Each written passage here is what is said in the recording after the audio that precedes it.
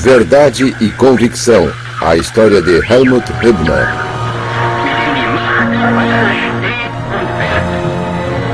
Dass man die Wahrheit über Deutschland berichtet, das ist die einzige Forderung.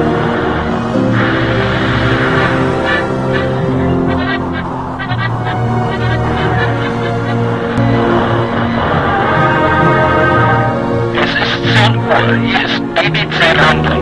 Wir geben nun Nachrichten in deutscher Sprache. Schottland.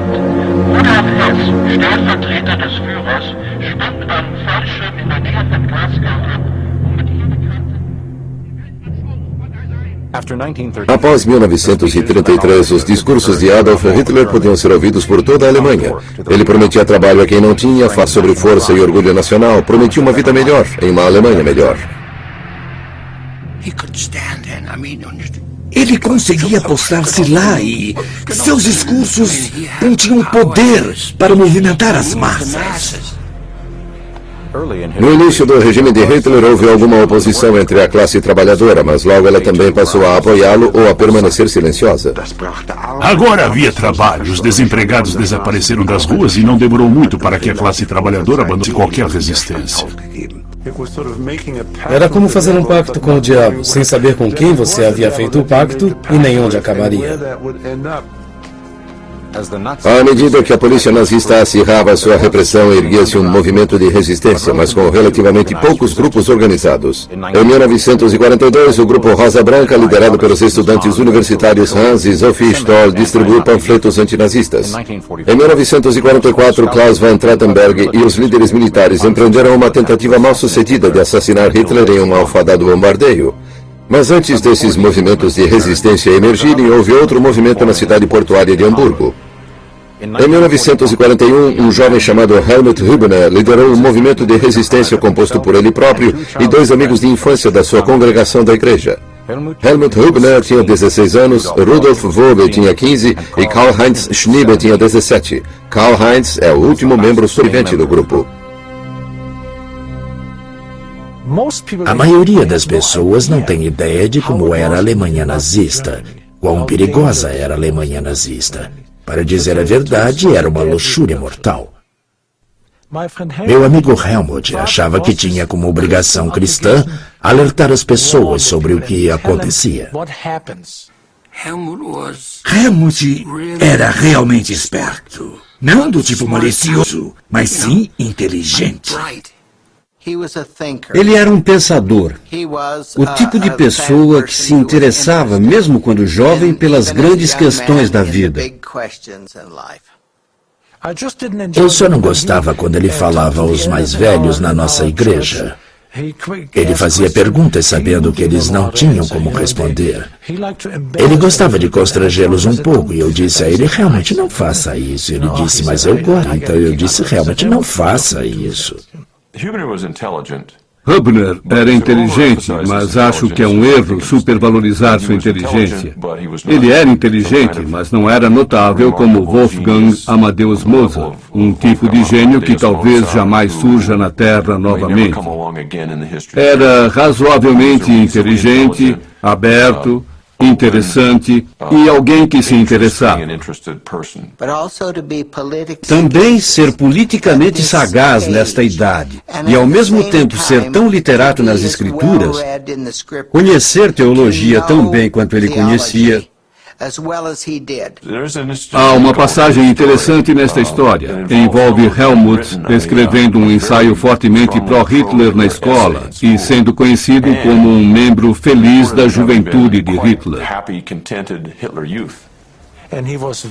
Ele era muito bem quisto pela juventude de Hitler. Fazia exatamente o que precisava fazer. Gostava realmente disso, mas Helmut sabia muito de política. Quando fazíamos perguntas, ele sabia as respostas e as dava para nós. Eu gostava disso. Foi como se uma luz tivesse acendido sobre eles, ao verem como a nacional-socialista, a Gestapo, tratava os judeus. E esta experiência, eu acho, foi decisiva para o jovem Helmut Hübner. Minha vida mudou de fato em novembro de 1938. Tivemos as terríveis noites de vidros quebrados. Por toda a Alemanha, estabelecimentos de judeus foram destruídos, sinagogas foram incendiadas e mercadorias jogadas na sarjeta. Quando eu cheguei em casa, minha mãe estava zangada. Ela disse: "Por onde andava? Está tarde, meu santo. Você nunca chegou tão tarde." Então eu disse: "Mãe, foi terrível." Então eu comecei a chorar e minha mãe disse: "O que aconteceu?" Eu contei a ela e perguntei por quê, o que há de errado. E minha mãe me disse: "É provável que nossa vida seja assim a partir de agora. É melhor esquecer." E eu não consegui esquecer. Antes de Kristallnacht, um novo líder religioso, um presidente de ramo, foi chamado para dirigir a congregação, onde Hübner, Schniebe e Wolbe eram membros. Desde que havia se unido à Igreja de Jesus Cristo dos Santos dos Últimos Dias, 12 anos antes, Arthur Sauder vinha sendo um membro dedicado de seu ramo mormon. Ele também era um forte apoiador do Partido Nazista. Não só ele era o presidente do ramo, mas também era, por assim dizer, o pai do ramo. Também queria dar o melhor de si pelo partido. Quando falo aos meus alunos sobre este caso no programa de honra da BYU, conto-lhes a história de Hübner e eles descobrem que houve um presidente de ramo que também foi membro do Partido Nazista. Ficam chocados. Então eu digo: esperem um minuto. Ficariam chocados se descobrissem que seu bispo é republicano ou democrata? Era a Alemanha nazista. Havia nazistas na Alemanha nazista. Grande surpresa. Ele queria mostrar que os santos dos últimos dias eram bons alemães. E havia muita pressão por parte do governo e do partido para separar rapidamente os bons alemães dos demais. Ele queria fechar as portas para que ninguém pudesse sair e todos os membros tivessem que ouvir discursos sobre o Führer. Então, certa vez, ele teve a ideia de começar a reunião com Heil Hitler. E havia outro líder da nossa igreja, Elder Berner, que era seu conselheiro. Ele disse: "De jeito nenhum, isso não é uma organização política, é uma igreja." Foi quando, então, Otto Sauder se enfureceu porque meu pai era absolutamente contra essa coisa de saudação, discursos, portas trancadas e assim por diante. Meu amigo Helmut era secretário honorário do nosso presidente do ramo. Ele ficou muito aborrecido. A gota d'água para Helmut pode ter sido sua visão de que as ideias nazistas e o comportamento nazista estavam influenciando os santos dos últimos dias. Fomos à igreja, à capela da nossa igreja, e havia uma placa na porta onde se lia: "Proibida a entrada de judeus." Havia um membro judeu no nosso ramo, Solomon Schwartz. Eles não permitiram que aquele jovem entrasse, ele ficou do lado de fora. Quando começamos a cantar o hino de abertura, ele estava chorando, mas não permitiram que entrasse. As outras capelas geralmente não faziam isso. Aparentemente, essa foi a única vez na Alemanha, naquela época, entre os ramos Sud, que alguém pôs uma placa assim. Creio que Sauder pendurou aquilo em parte como uma expressão de seu apoio ao regime, em parte para comunicar que os santos dos últimos dias eram bons cidadãos do Terceiro Reich, e em parte, talvez, para proteger seu próprio rebanho.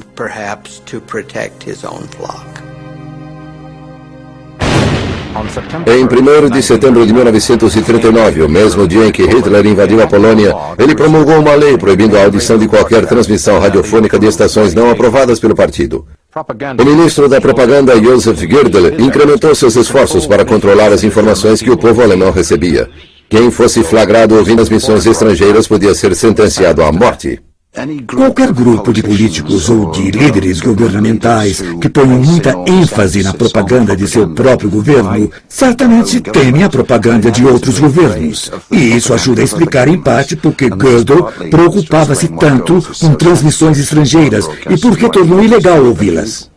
Você precisa considerar que na Alemanha tínhamos um aparelho chamado Rádio Popular e você apenas conseguia escutar 3 estações com ele, Munique e Berlim. Então tínhamos que acreditar no que diziam. Agora, havia ainda muitos aparelhos ilegais, os quais a Gestapo tentou recolher, mas frequentemente os soldados traziam rádios de volta consigo. Após o exército francês ter sido derrotado, Gerhard, irmão de Helmut, voltou para casa trazendo consigo um pequeno rádio de ondas curtas da marca Fuller. Ele tinha um pequeno problema que Helmut consertou. Seu irmão retornou para sua unidade. Numa noite, poucos minutos antes das 10 horas, Helmut o ligou e tentou sintonizar. Havia muito chiado, você sabe como é, e às 10 horas ele conseguiu ouvir os 3 primeiros compassos da quinta de Beethoven. Dan, dan, dan, dan, 3 vezes, vitória. 3 vezes. Então, uma voz disse em alemão fluente: esta é a BBC de Londres. Agora daremos notícias em alemão. Quando ele conseguiu esse rádio de ondas curtas, percebeu que tinha agora a oportunidade de ouvir informações que não vinham do governo. E ao escutar a BBC, convenceu-se imediatamente de que estavam falando a verdade. E o que ele diz que o convenceu de que os ingleses estavam certos e os alemães errados quanto ao que diziam nos noticiários foi que os ingleses forneceram muito mais detalhes. A BBC construiu uma reputação pela pontualidade, precisão, credibilidade. Portanto, seus noticiários eram muito mais críveis do que o sistema alemão de notícias. Então Helmut começou a se converter e acho que muito rapidamente lhe veio a ideia de que havia algo ali que ele precisava compartilhar com seus companheiros alemães. E meu amigo Helmut me disse, na vez seguinte que eu vi na igreja, você precisa ouvir isso, é muito fascinante. E eu disse, o que é isso? E ele disse, eu não posso contar os detalhes a você, venha me ver. Então eu disse, certo, estarei lá. Helmut havia se mudado para o apartamento de seus avós. Sua mãe estava trabalhando à noite. Ele não se dava bem com seu padrasto, que era nazista. A casa de seus avós ficava logo ali na esquina, não muito longe. Eles eram idosos, iam cedo para a cama. Então presumo que foi uma decisão lógica convidar Carl para ir visitá-lo. E essa foi a primeira vez que eu ouvi a respeito. Fiquei perplexo. Eu disse, o quê? Como eles sabem? Eu não acreditei. Ele disse, olhe, a Alemanha, eu nem sei quantas centenas de exércitos eles têm. Então ele provou para mim, baseado nessa estatística, quanta gasolina um exército precisa por dia. Tanques, aviões, caminhões e outras coisas. E ele disse, ele precisa ter mais campos de petróleo. Ele não vai conseguir. E foi assim que começou, mas eu nunca perdi o medo. Estava sempre assustado. Todos os dias no jornal eles noticiavam que pessoas haviam sido presas pela Gestapo por ouvir a BBC de Londres. E isso era muito perigoso. Muito perigoso, pois as pessoas não ficam de boca fechada. Elas contam para os vizinhos. Pamela, sabe que eu escutei? Eu vou contar para você. E não querem evitar isso. Então eu ficava morrendo de medo, mas eu era curioso bastante a querer saber mais. Se Helmut chegou a pensar em ser pego e o que isso significaria para os vizinhos e demais membros da igreja, eu não sei. A família da igreja era de fato uma família no que dizia respeito aos nazistas. E eles tinham algo que chamavam de Sippenhaft. Isso significava que se algum membro de sua família estivesse indo contra ele, a família toda poderia ser presa. Neste clima opressor, as religiões em toda a Alemanha tinham dificuldades para encontrar o equilíbrio entre apoiar o governo nazista e ao mesmo tempo exercitar seus valores cristãos. Frequentemente deparavam-se com a questão, podemos ser leais a Hitler e ao mesmo tempo ser leais a Deus? Embora a resposta a esta pergunta variasse dentro das diferentes denominações, todos sabiam as terríveis consequências da objeção religiosa ao regime. Portanto, a complexidade que se encontra em cada ramo mórmon é em grande parte um reflexo deste delicado ato de equilíbrio entre ser bons cidadãos e ao mesmo tempo fazer todo o possível para colocar em prática os direitos humanos dados por Deus, os quais pertencem a todas as pessoas. Então, para Helmut, a questão era, não fui ensinado a dizer a verdade, a passar a verdade adiante? Acho que isso se tornou uma questão muito importante para ele. dizer às pessoas o que realmente estava acontecendo, o que ele sabia.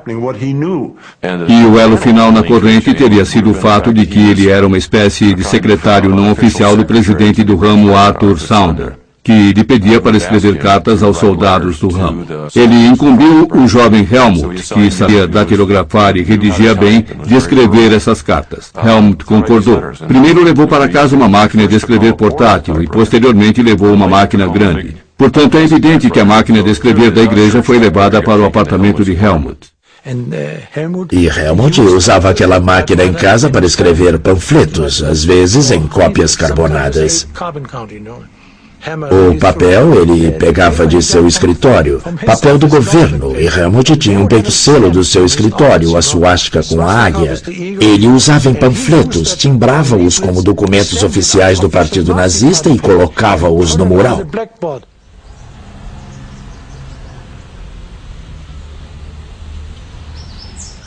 Mas com a máquina de escrever, o acesso a papel, as transmissões de rádio e o silêncio do apartamento de sua avó à noite, ele podia ficar acordado até quando quisesse, datilografando e ouvindo as transmissões. Agora havia realmente todos os ingredientes para que Helmut fizesse isso, e a próxima coisa que Helmut fez foi recrutar 2 de seus amigos. Certa vez na igreja, Helmut disse: "Chegue um pouco mais cedo na semana que vem. Tenho outra surpresa para você." E eu disse: "Helmut, eu não sei, não gosto das suas surpresas. Elas são perigosas."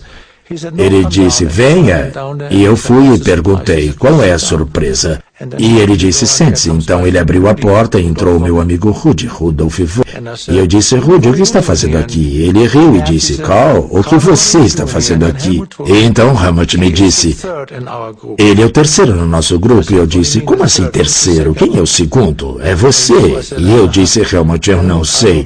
Eu estava assustado, estava realmente assustado, porque líamos todos os dias no jornal o quão severamente essas pessoas eram punidas. Os nazistas não queriam que ninguém soubesse a verdade. A verdade era mortal na Alemanha. A Gestapo ficava mais preocupada se encontrasse uma máquina de escrever que fosse usada para lutar contra eles do que se encontrasse uma pistola. A máquina de escrever era muito mais perigosa. É irônico que a visão de Hübner em relação a isso, a meu ver, correspondesse ao medo dos nazistas de que sua visão pudesse de fato dar certo, que esse levante da massa popular pudesse ocorrer. Os temores dos nazistas correspondiam às esperanças dele. Helmut disse: "Bem, precisamos ser cautelosos para que tudo saia bem." E ele disse: "Façamos uma promessa. Quem for pego primeiro assumirá a culpa. Não delatará ninguém."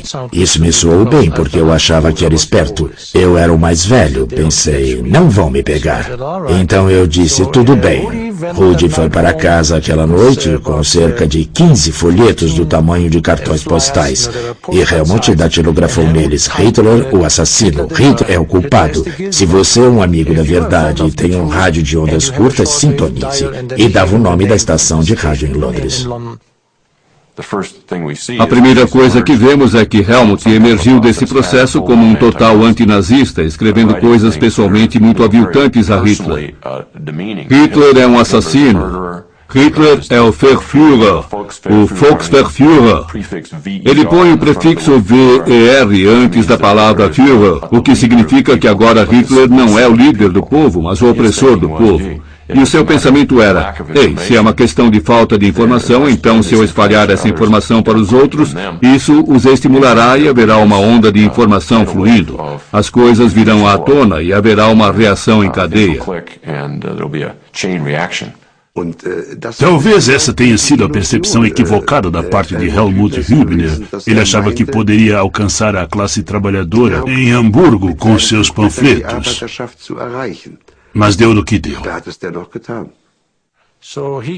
Ele me deu cerca de 7 deles e eu disse: "O que quer que eu faça com isso?" Ele disse: "Livre-se deles." E eu disse: "Certo, onde está a privada?" E ele disse: "Você entendeu o que eu quis dizer. Não dificulte as coisas." E eu não me senti bem, mas eu me livrei dos panfletos. Eu os coloquei em cabines telefônicas, em caixas de correio.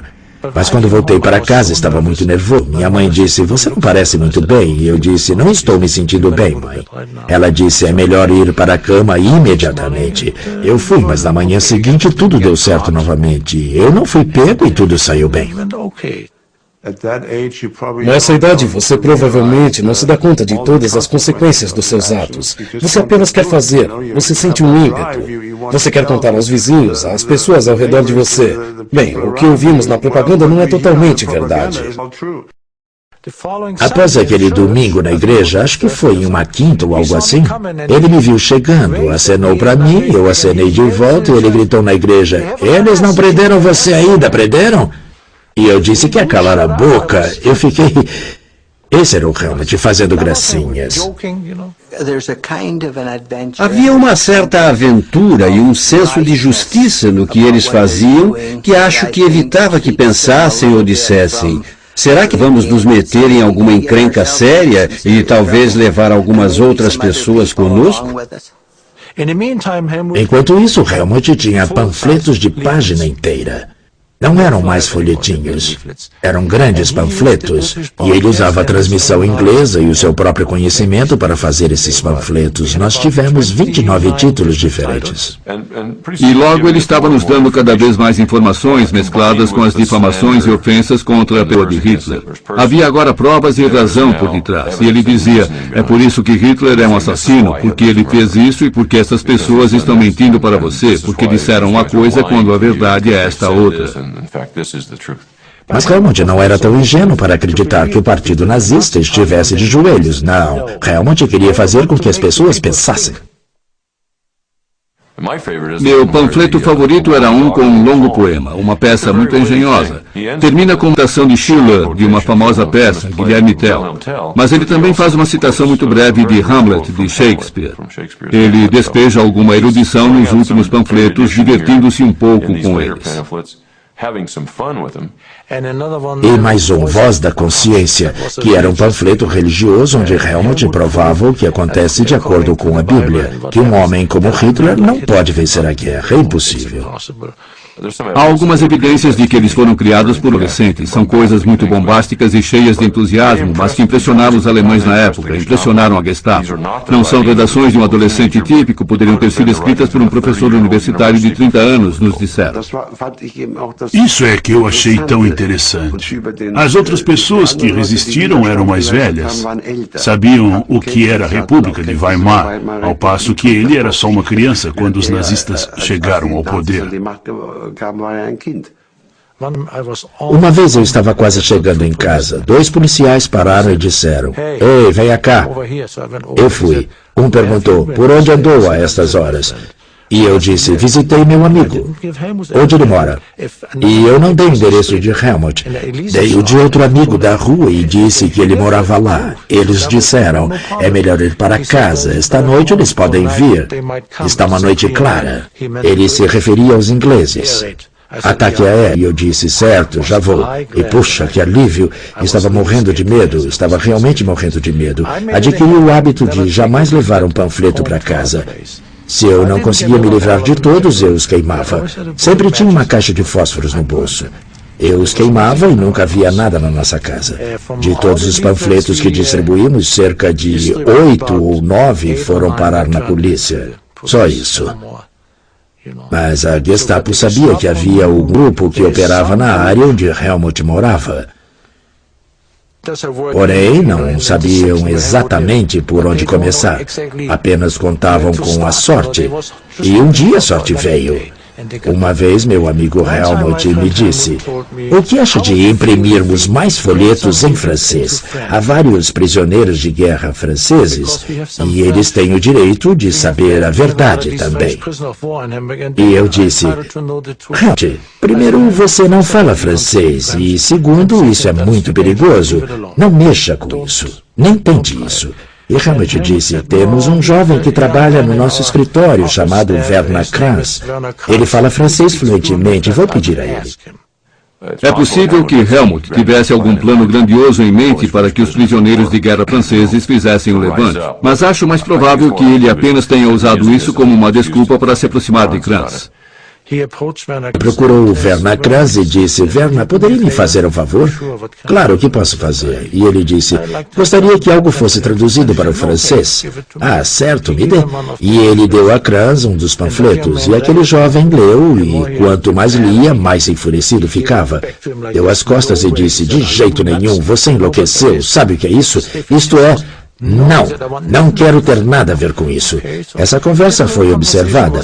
No canto da sala havia um cúpulo de vidro onde trabalhava um observador do partido, da equipe do escritório.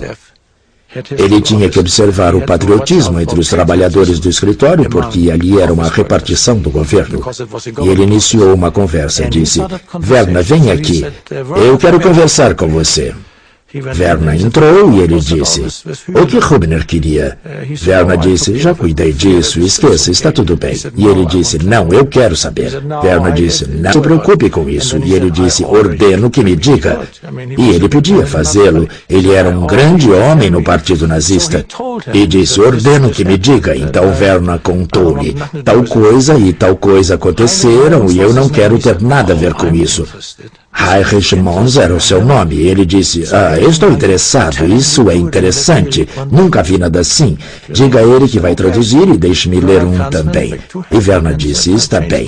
Werner Kranz foi até Helmut e disse: mudei de ideia, eu vou fazer.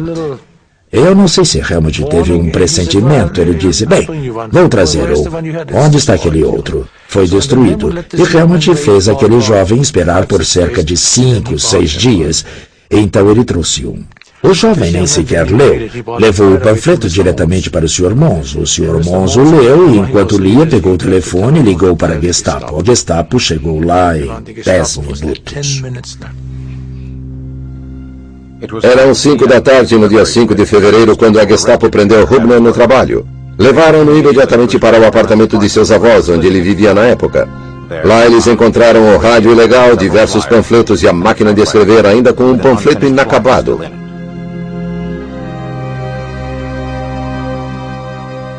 Ele foi então levado para o quartel-general da Gestapo em Hamburgo. Aqui começou o interrogatório. A Gestapo queria averiguar quem mais estava envolvido na conspiração.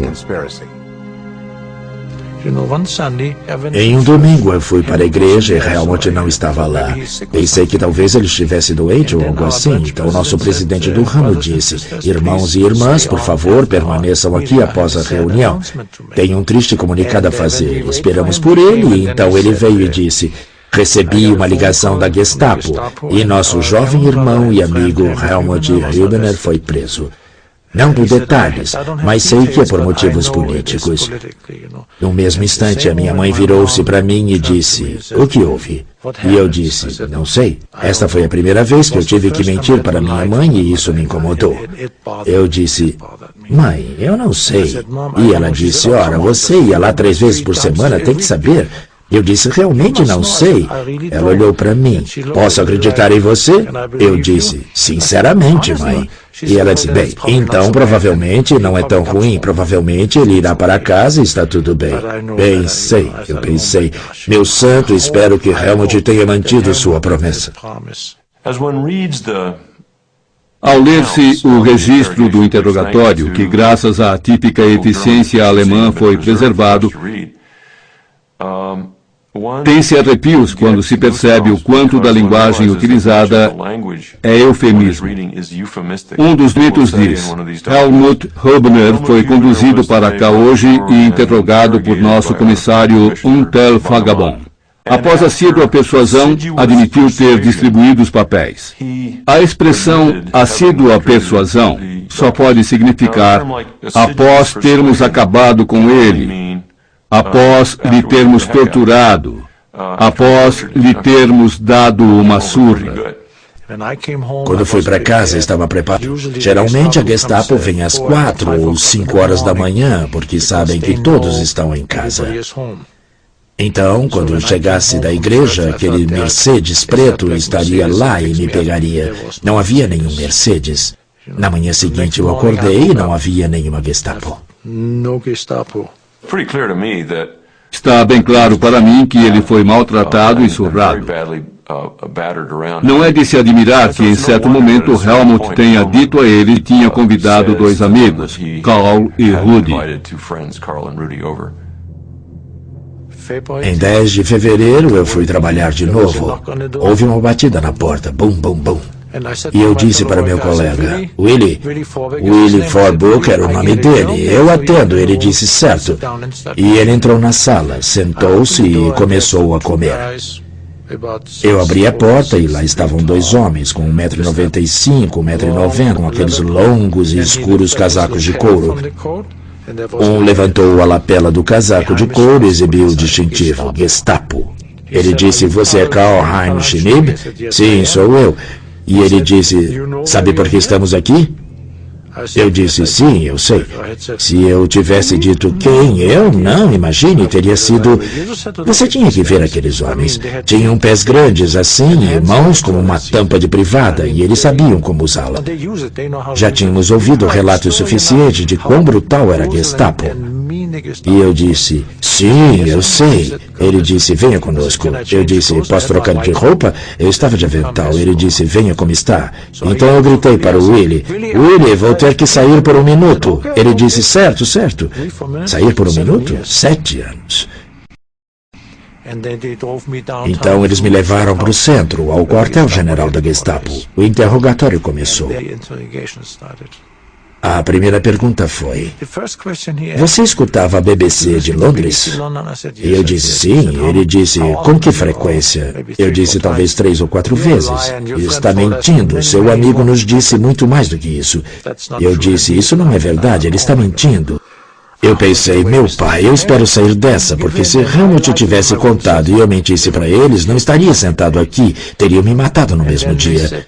Então eles perguntaram, você viu algum panfleto? E eu disse, sim, eu sabia sobre os panfletos. Eles perguntaram, conhece Rudolf Wöbe? Então eu soube que também estavam com Rudy. Veio então a pergunta, nos dê nomes, quem são os adultos por trás de vocês? Eu disse, não há adultos, e eles não acreditaram e eu fui atingido. Eles não podiam acreditar que 3 jovens, que esta organização, este grupo de resistência não tivesse a ajuda de adultos. Não podiam acreditar. Achavam que fôssemos apenas peixinhos. Eles pensavam grande, achavam que havia algo maior por trás. Fantástico, não havia adultos. A Gestapo estava absolutamente certa de que os panfletos teriam de ter sido feitos e orquestrados por um adulto. E estavam certos de que Otto Berndt era a pessoa por detrás disso. Ele convidado deles, como diziam, por 3 dias e 3 noites. E ele nos contou após o término da guerra. Quando eles me inquiriam, era como uma rajada de metralhadora. Eles eram rápidos para terem certeza de que o irritariam e ele contradiria o que havia dito 1 minuto atrás. Ele disse, algo se apossou de mim e eu repetia sempre a mesma coisa.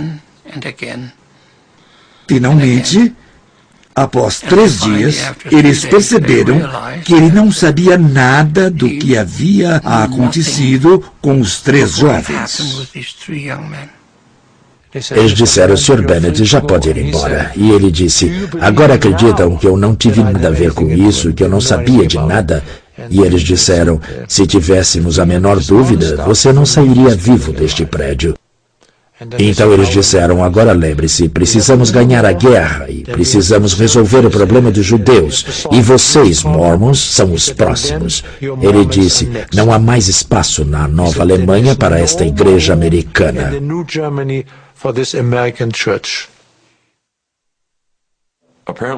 Aparentemente ele disse as coisas certas e os nazistas jamais perseguiram a conexão da igreja por detrás do grupo de Hubner. Jamais conseguiram encontrar essa fonte. Berndt disse as coisas certas. Saunder estava claramente do lado deles e a trilha acabou com Hubner. A notícia da prisão espalhou-se rapidamente pela comunidade mórmon em Hamburgo. As reações foram variadas. Alguns ficaram abalados com o que havia acontecido e preocupavam-se com a segurança dos garotos. Outros achavam que eles haviam infringido a lei, traído seu país e mereciam todas as punições que receberam. Mas um sentimento comum a todos era uma preocupação silenciosa. O que aconteceria ao restante da comunidade mórmon agora, não apenas em Hamburgo, mas em toda a Alemanha? 10 dias após a prisão de Hübner, Arthur Sauder e outro líder da igreja local, Anton Huck, excomungaram Hübner da igreja mórmon. Creio que tanto Sauder quanto Anton Huck acreditavam nisto piamente, que era muito necessário que eles se distanciassem deste jovem e com este ato, por mais sério que fosse, dissessem como a igreja se sentia em relação ao que ele havia feito. Ironicamente, isso pode ter sido útil em termos de sobrevivência para o ramo, porque quando homens à paisana e outros tipos de espiões vieram para o ramo para descobrir se havia uma conexão entre o que Hübner tinha feito e o que estava sendo ensinado no ramo Mormon, aparentemente não encontraram nada. Descobriram em Sauder o presidente do ramo, um apoiador do partido muito leal. Descobriram pessoas condenando Hübner pelo que havia feito, dizendo que ele havia extrapolado. E em termos práticos, nada aconteceu ao ramo, ou aos membros do ramo, ou à igreja em Hamburgo, ou na Alemanha em geral. Imediatamente após a guerra ter terminado e este caso ter sido revisto, ficou claro que ele não havia sido excomungado adequadamente e tudo relacionado à sua afiliação foi restaurado. Portanto, isso nos diz sobre como a igreja oficial sentiu-se em relação a este assunto. Por diversas semanas após suas prisões, Hübner, Schnieber e Vogel foram interrogados no quartel-general da Gestapo.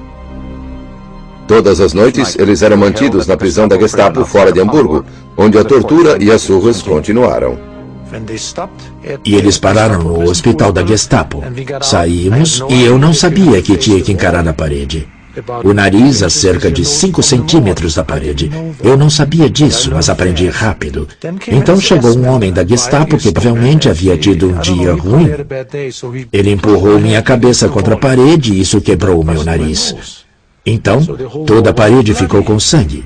Eles me puniram por sujar a parede. Seu porco. O que fez com a nossa parede limpa? E, meu pai, eu pensava, o que está acontecendo? Eu não tinha ideia. E nem é preciso dizer que eu não consegui dormir a noite inteira.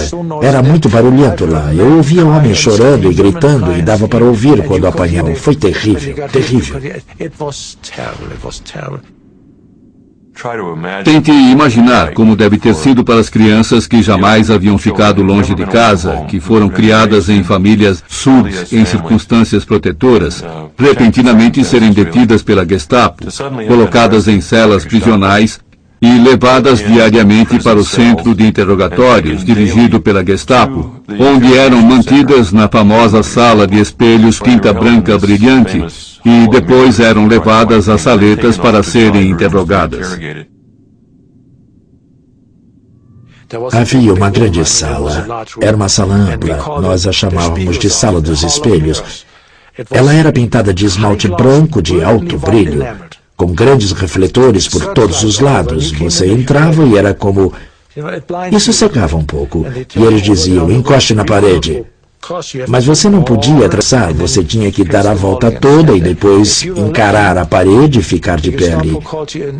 Se você tivesse sorte, a Gestapo chamava em meia hora ou em 2 horas. Se não, você ficava lá o dia todo. Uma vez a Gestapo cometeu um erro. Quando me deixaram entrar na Sala dos Espelhos e disseram encoste ali, eu tive que dar a volta e Helmut estava lá. E isso nunca devia ter acontecido. Eu não podia tê-lo visto antes do julgamento. Alguém cometeu um erro. Quando eu passei por Helmut, ele me viu pelo canto dos olhos.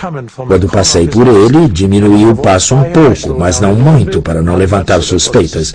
Vi um pequeno sorriso em sua face, então soube que ele havia mantido sua palavra.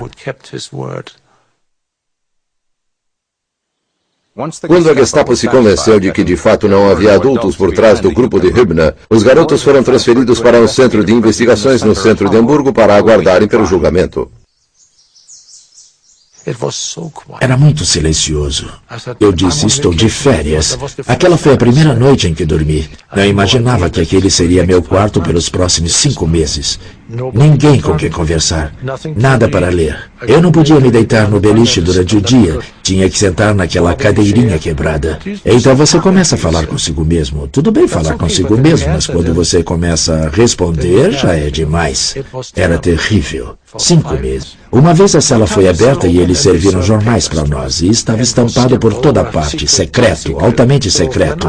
Quando eu li aquilo, achei que nossas vidas não valiam mais nem 5 centavos. Eu disse, este é o fim, porque seremos julgados por alta traição e por ajudar o inimigo. Em agosto de 1942, o grupo de Hübner foi transportado para Berlim de trem.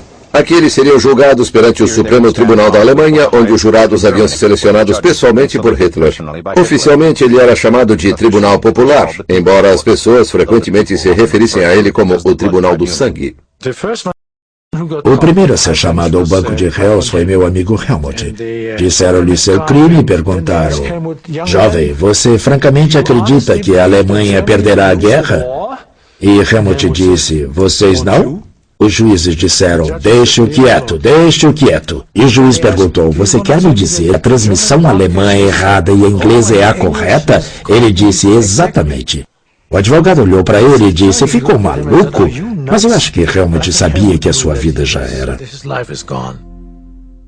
Após uma curta deliberação, os juízes anunciaram o veredito. Rudolf, 10 anos de trabalhos forçados. Karl-Heinz Schnieber, 5 anos de trabalhos forçados. E para Helmut Hübner, a sentença de morte. Então eles nos perguntaram se tínhamos algo a dizer. Rudy declinou, eu declinei, Helmut disse, sim, eu tenho. O juiz disse, prossiga. Helmut levantou-se e disse, eu terei que morrer por crime nenhum. Mas vocês serão os próximos. 17 anos de idade.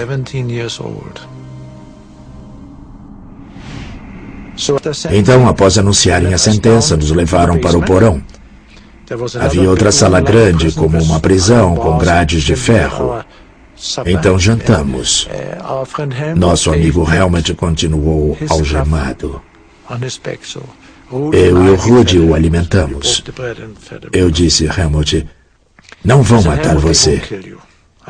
Eu tinha minhas dúvidas, mas o que eu podia dizer? Eles não podem fazer isso com você. Eu disse, Helmut não matar você. E ele disse, vão sim. E eu disse, não fale assim, isso dói em mim. Ele disse, olha para aquela parede. Eu me virei e havia uma grande parede totalmente rabiscada. Caminhei até ela. Eram delinquentes que haviam sido mortos. Eles deixaram escrito adeus, meu amor, adeus, mãe, em cada pedacinho da parede. Era chocante, eu não acreditava. Eu disse, Helmut, não vão matar você. E o alimentamos. De repente, o portão abriu, um grande portão de ferro. O guarda entrou e disse, junte suas coisas, vocês voltarão para Hamburgo. Tivemos que ir embora. Eu tive que me despedir do nosso amigo Helmut. Helmut tinha grandes olhos azuis. Era um azul escuro. E eu nunca vi Helmut sendo emotivo. Ele nunca demonstrava emoção quando algo acontecia. E quando eu pus meus braços ao redor dele e disse, vejo você em breve, seus olhos se encheram de lágrimas e ele me disse, espero que vocês tenham uma vida melhor e uma Alemanha melhor. Então ele chorou.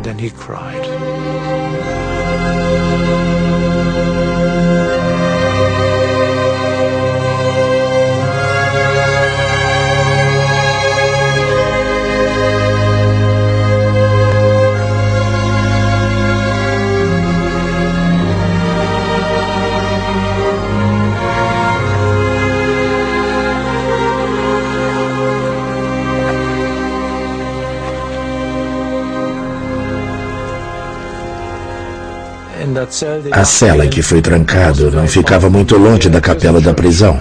Naquela noite, alguém tocou o órgão e eu consegui ouvir muito bem. Eu não me contive e chorei. Eu pensei, será que isso nunca vai acabar? Isso foi apenas o começo. Apenas o começo. No dia seguinte, Schneebe e Phoebe foram enviados a um campo de trabalho forçado fora de Hamburgo chamado Glasmoor. Hübner ficou detido na prisão de Fitzensee, em Berlim. Enquanto sua família apelava sua sentença de morte, Hübner esperava. Ao meio-dia, em 27 de outubro, o diretor do presídio e outros vieram à cela de Hübner e informaram-lhe que seu apelo por clemência havia sido negado pelo próprio Hitler e que seria executado após as 8 horas daquela noite. Ele teve permissão para escrever 3 cartas. Uma para sua mãe, uma para os avós e uma para seus amigos da igreja, a família Sommerfeld. As cartas para sua mãe e seus avós foram destruídas durante o bombardeio aéreo em 1943. A carta para os Sommerfeld sobreviveu. Quando a lemos, percebemos que no final a tinta estava borrada porque ele deve ter derramado algumas lágrimas, pois sabia que era o final de sua vida na Terra. Cara irmã Sommerfeld e família, quando receberem esta carta já estarei morto. Mas antes da minha execução, me concederam o desejo de escrever 3 cartas para meus entes queridos. Quero agradecer pela carta que me enviou, irmã Sommerfeld, a qual eles tiraram de mim. Também quero agradecer pelas muitas horas felizes que passei no círculo da sua família.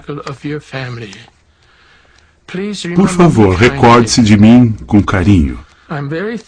Sou muito grato ao meu Pai Celestial por esta vida agonizante terminar nesta noite. Eu não conseguiria suportar mais.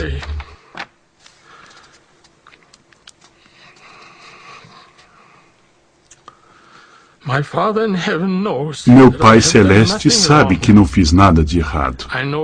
Sei que Deus vive e Ele será o juiz adequado para esta questão. Até nossa união feliz em um mundo melhor. Continuarei sendo seu amigo e irmão no Evangelho. Helmut.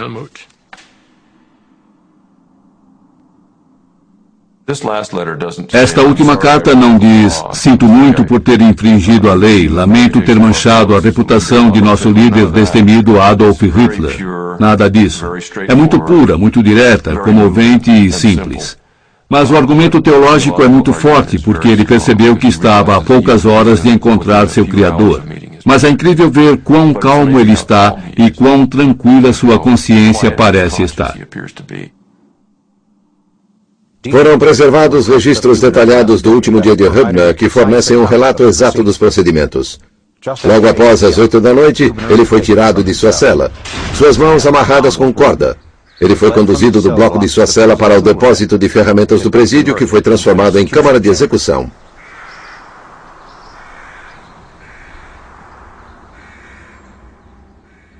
Às 8h03 ele entrou na câmara. A sala era dividida ao meio por uma cortina preta. O diretor de execuções leu a sentença de morte e a cortina foi aberta, revelando a guilhotina.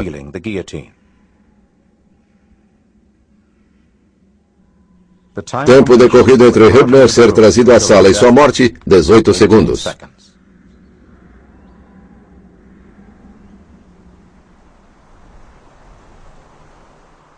No dia seguinte, 28 de outubro, notícias sobre a morte de Hübner foram divulgadas em Hamburgo. Foi quando a mãe dele, Emma Hübner, soube que seu filho estava morto. Era aniversário dela. Após a queda do Terceiro Reich, a Alemanha pós-guerra lutava para se reconstruir. Porém, num esforço para enxergar o futuro, a maioria do povo alemão estava ansiosa para enterrar o passado. As atividades de Helmut, Karl-Heinz e Rudi foram rapidamente sendo esquecidas, exceto por aqueles mais próximos a eles. Mas aqueles mais próximos a Hübner, sua mãe e seus avós, foram mortos nos bombardeios de 1943 em Hamburgo. Muitos membros do ramo Mormon começaram a emigrar para os Estados Unidos após o fim da guerra. Rudi Phoebe saiu da prisão em junho de 1945. Karl-Heinz, embora ainda sendo prisioneiro político, foi forçado a marchar com o exército alemão poucas semanas antes da guerra acabar e foi capturado pelas forças russas. Ele foi prisioneiro de guerra na Rússia por mais 4 anos. Carl e Rudy migraram para os Estados Unidos no começo dos anos 50. No final dos anos 50, o grupo de Hübner já estava praticamente esquecido na Alemanha. Em 1960, o jovem estudante universitário Ulrich Zonda foi incumbido de escrever sobre o movimento de resistência em Hamburgo. Em sua pesquisa, descobriu o relato de 3 adolescentes na sua faixa etária que se pronunciaram contra o regime de Hitler. Quase 20 anos após ter lançado seu último panfleto, o grupo de Hübner foi redescoberto. Ulrich Sonder estava na mesma faixa etária de Hübner e seus colegas, então foi instigante para um adolescente descobrir que outros adolescentes de Hamburgo operaram um movimento de resistência bem-sucedido contra Hitler. Eu tive a chance de me encontrar com o professor Helmut Hübner. Conheci seus colegas de classe. Também conheci alguns membros da congregação Mormon, amigos que podiam me contar o que sabiam. Porque eu queria ser jornalista, então sempre escrevi artigos sobre este grupo. A partir de então, esta história nunca mais me abandonou.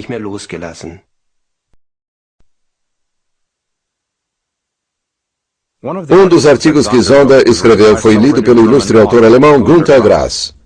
A resistência pacífica do grupo de Hübner tornou-se um ponto focal do romance Anestesia Local, de Günther, publicado em 1969. Helmut Hübner era relativamente desconhecido na Alemanha quando eu escrevi o romance. E, de certa forma, ainda é. Ainda se dá destaque apenas a opositores bem conhecidos. Por isso me senti compelido a apresentar alguém que não teve uma formação militar ou aristocrática.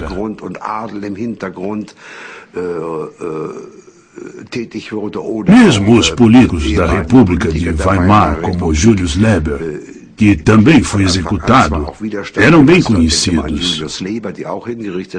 Mas foi a contribuição que Helmut deu à resistência que foi importante para mim.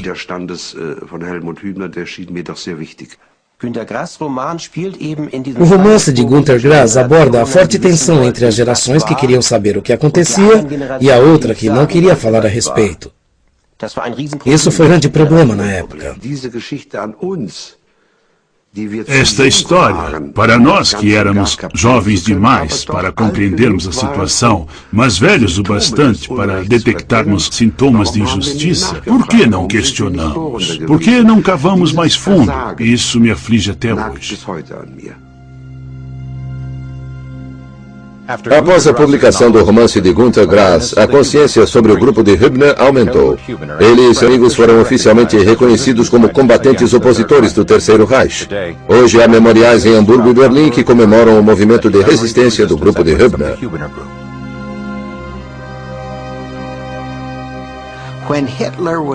Quando Hitler morreu, tudo acabou. Você não acha ruas com o nome de Hitler, não acha nada com o nome de seus colaboradores. E em vez de um reinado de 1000 anos, houve um crime que leva 1000 anos para ser apagado. O fascismo alemão foi vencido pelo sangue de muitas pessoas. Devemos ser gratos a essas pessoas, incluindo Helmut Hübner. Porque, de outra forma, onde estaríamos agora? Essas pessoas propiciaram a base moral para o renascimento da Alemanha. Embora os alemães não tenham obtido sucesso em derrubar Hitler, houve muitos alemães que realmente tentaram fazer algo a respeito e pagaram com suas próprias vidas. A gente sempre se pergunta, como eu teria reagido sabendo das punições envolvidas? Cada indivíduo deveria ser julgado por seus próprios méritos em termos da porção de resistência que ofereceu. Todos têm um ponto em comum. Todos foram pessoas extraordinárias, corajosas. Esse é o resultado. Uma história que sempre me atormenta. Por que eu não sabia dessas coisas? Por que ele sabia? Esse era exatamente o material do qual Helmut Hübner era feito. Meus alunos, que têm a idade muito próxima da de Helmut Hübner, e que querem desesperadamente contribuir para este mundo, porque é um mundo muito grande, cheio de problemas, creio que se encorajam quando aprendem sobre Helmut Hübner. Naturalmente, gostaria, pelo bem de Helmut, que ele tivesse sobrevivido. Mas também sou grato a ele por ter tomado isso para si, assim como muitos outros. Se não tivesse, como conviveríamos conosco mesmos? Acho que Hübner e pessoas como ele são figuras-chave para o desenvolvimento desta nova sociedade alemã pacífica pós-guerra. Vejo como um elo muito importante na transição entre uma sociedade nazista e o que vejo hoje como uma das sociedades mais pacíficas que o mundo já conheceu. Voltei para casa em 1949. Num sábado, minha mãe disse: amanhã vamos a um concerto de órgão. Eles tocaram César Pfeif, Mendelssohn, lindo. Os compositores judeus que haviam sido proibidos na Alemanha de Hitler. E bem no meio do concerto eu não me contive. Comecei a chorar convulsivamente. Depois disso, a cura veio rapidamente. Foi uma estrada muito longa, mas eu consegui.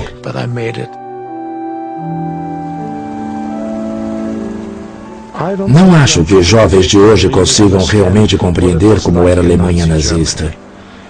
As pessoas eram forçadas a tomar decisões difíceis com base nas informações que recebiam. Para muitos de nós, foi a época do patriotismo, fé e artes. Foi um tempo em que a verdade era traição.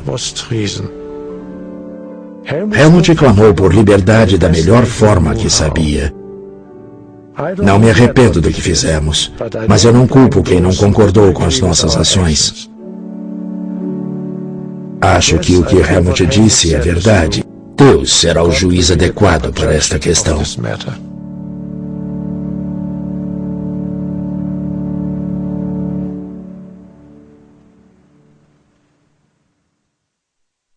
Em 1985, Karl-Heinz Schnieber e Rudolf Vogel foram convidados pelo governo alemão para uma cerimônia onde foram homenageados por suas realizações como membros da resistência. Em 1992, Rudy morreu de câncer aos 65 anos. Karl-Heinz vive em Salt City, Utah, e continua falando para estudantes e outras organizações sobre suas experiências.